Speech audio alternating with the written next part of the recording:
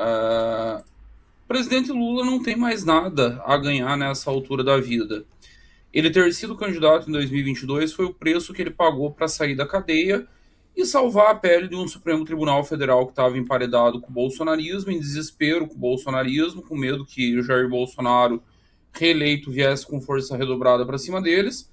Tiraram o Lula da cadeia, era o único candidato competitivo contra Jair Bolsonaro. Lembrando, o Lula não era a primeira opção da turma do STF.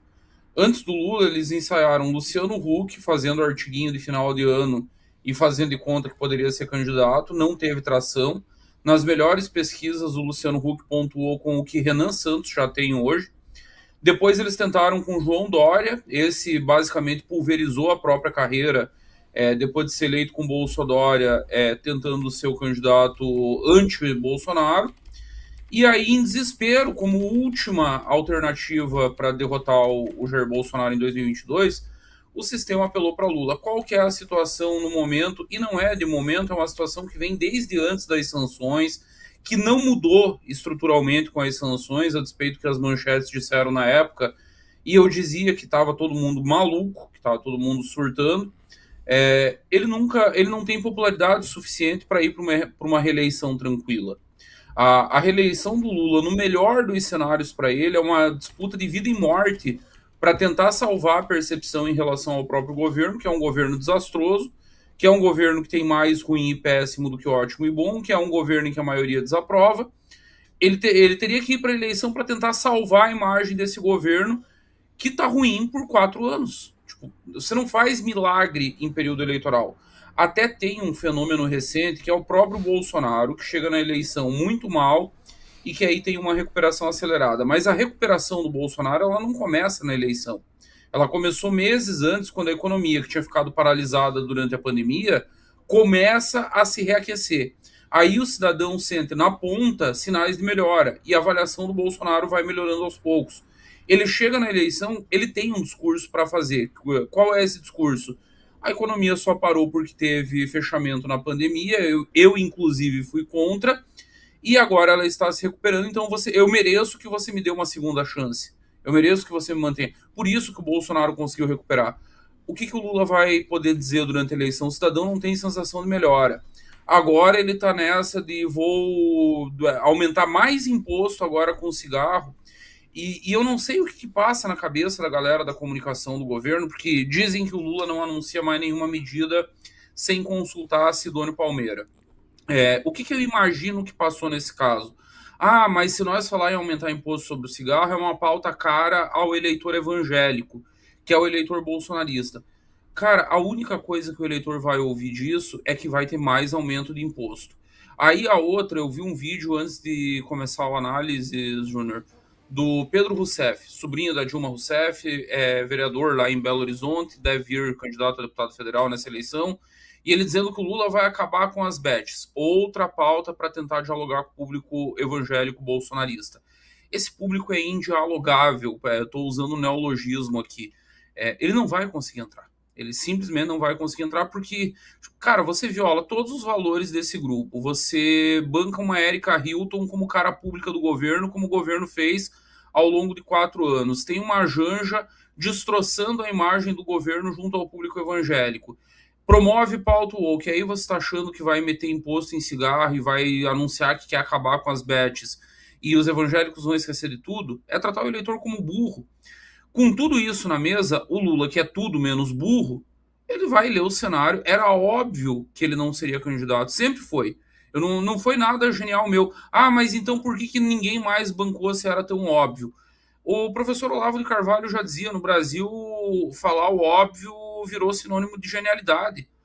Você perceber coisas básicas, você apelar para o senso comum na análise política, por exemplo, virou maluquice. As pessoas não querem acreditar na existência do senso comum. Daí, aliás, a propósito, a popularidade de teoria da conspiração. As pessoas no Brasil estão com uma facilidade muito maior em acreditar que existe um plano mirabolante, que existe uma seita secreta, uma cabala ultra secreta operando grandes negociatas, grandes acordos, acreditar no pastor Sandro Rocha e o Lula sendo substituído por clones, do que ler a realidade como ela é, um governo ruim, com baixa popularidade, com baixa aprovação, sem ter o que mostrar na campanha e que, portanto, o cara não vai ser candidato.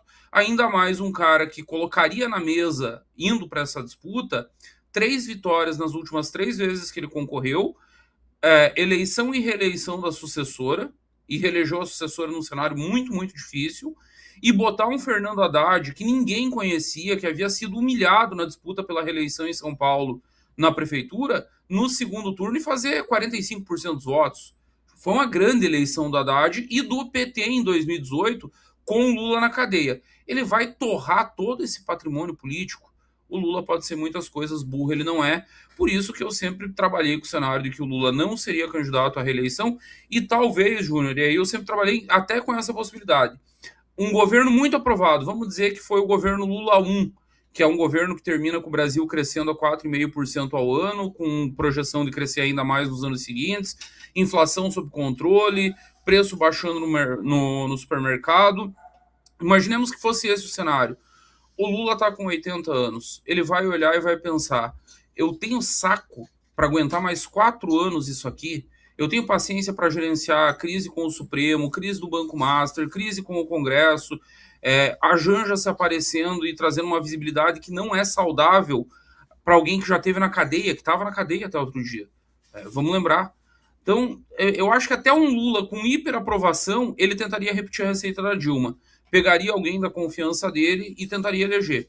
Agora, não tendo nem esse ativo, não tendo um governo hiperaprovado, vai escolher alguém que possa salvar o PT, garantir os governos do Nordeste, garantir a eleição numa bancada grande, e é isso que o PT tem para eleição, é isso que o consórcio que apoia o governo tem para eleição, e já o Supremo vai tentar desesperadamente, já está tentando a propósito, ver se surge alguma candidatura alinhada que possa salvar o pelo deles. Até agora não surgiu. Já apostaram de um tudo, já tentaram Ratinho, já tentaram Eduardo Leite, agora há setores que sonham com Caiado se viabilizando. O problema para o sistema é que os candidatos deles são muito ruins e não têm viabilidade popular, não têm viabilidade eleitoral.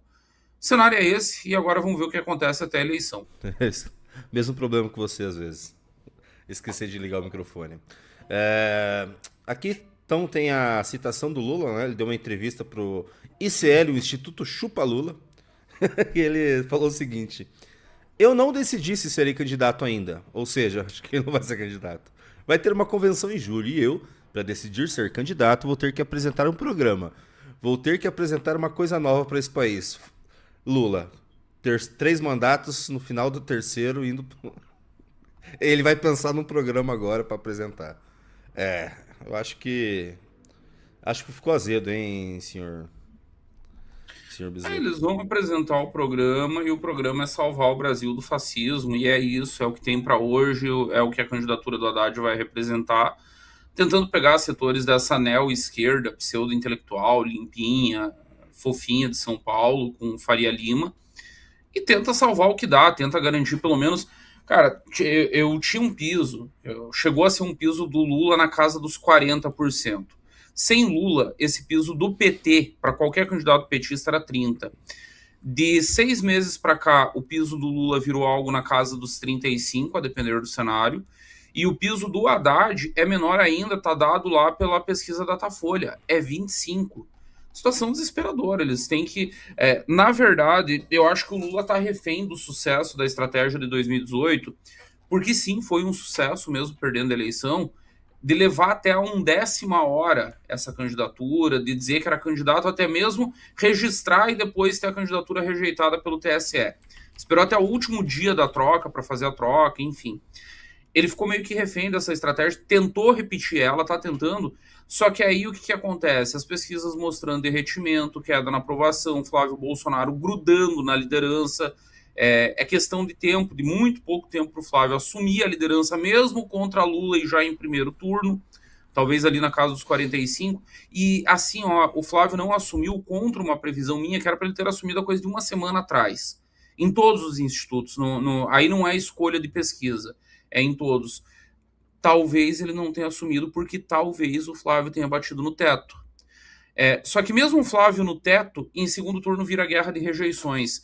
E a rejeição maior, a anulação, uma rejeição anulando outra, a maior tende a ser a de memória mais recente. Tipo, se houve cagada no governo Bolsonaro, e houve, não foram poucas, já passou 4 anos. Jair está na cadeia, os bolsonaristas foram presos, alguns influencers exilados. As pessoas esqueceram, passou. A cagada do Lula tá aí, a pessoa sente todo dia que ela vai pro supermercado. Então, é outra coisa que o Lula sabe. Num eventual segundo turno que favoreceu ele em 2022, essa anulação de rejeições, tipo, as pessoas rejeitavam mais o Bolsonaro do que ele. Você olha, segundo o velho canon do marketing político, os dois candidatos eram inviáveis. Mas vão os dois pro segundo turno. Aí vira uma disputa de rejeição. Em 22 favoreceu ao Lula a memória mais recente. As pessoas estavam com as presepadas do Bolsonaro na cabeça, estavam com o discurso anti-vax, estavam com o Bolsonaro andando atrás de EMA com cloroquina na mão, com a briga com os governadores e com prefeitos, com a STF, aquele cenário todo. Então, a rejeição do Lula acabou sendo menor naquele cenário. E foi o que garantiu que ele vencesse, ainda que por um pentelinho. Um fiozinho de cabelo salvou o Lula naquela eleição. Ele pode agradecer a deputada Carla Zambelli, que a 48 horas do segundo turno saiu correndo, que nem uma retardada, atrás de um eleitor armada no centro de São Paulo, que o eleitor fez o que todo eleitor faz com todo político. Renan já deve ter escutado pouco para esse Brasil afora. Não foi só aquela cena patética lá do Rio. Isso é normal. Eleitor xinga políticos, eleitor desabafa quando encontra políticos. E a louca surtou e saiu armada correndo atrás de um eleitor, e aquilo ali meio que é a diferença do Lula, cara. É a diferença que o Lula ganha a eleição em São Paulo, não é no Nordeste, até porque Bolsonaro teve um desempenho maior em 2022 no Nordeste em relação ao que teve em 18. Onde que ele piora? São Paulo, maior colégio eleitoral do país, e piora muito, e o Lula vem com um desempenho muito melhor do que o Haddad teve em 2018 em São Paulo. Dessa vez tudo joga contra, e para eles vai restar tentar manter o próprio campo político, usar a máquina do governo. Sinceramente, não sei mais muito o que resta, Júnior. Eu tenho relatos de dentro do governo, né, essa dança das cadeiras aí, que saiu todo mundo que vai ser candidato. Cara, tem órgãos que já estão sendo basicamente saqueados pela galera nova que entrou. Que é uma sensação, e Brasília tem muito esse feeling, tá? Quem tá acostumado com o governo sente quando a merda tá vindo. É a sensação de vamos tirar tudo que der agora e vamos fazer o catarrapa, porque em dezembro nós vamos embora. Você tá esse clima, esquece. Periga derreter a campanha, e acho que um dos cenários menos prováveis com os quais eu trabalhava há 6 meses atrás está se tornando o cenário mais provável para a eleição. Nós tirarmos o Haddad do segundo turno, nós disputarmos o segundo turno contra Flávio Bolsonaro. E aí sim, pela primeira vez, desde que tem eleição presidencial e tem segundo turno, nós vamos poder dizer que é outra eleição. Porque o grande mote da eleição terá sido eliminado no primeiro turno, que é não podemos deixar o PT voltar. Acabou esse discurso para os bolsonaristas se nós disputarmos esse segundo turno com Flávio Bolsonaro.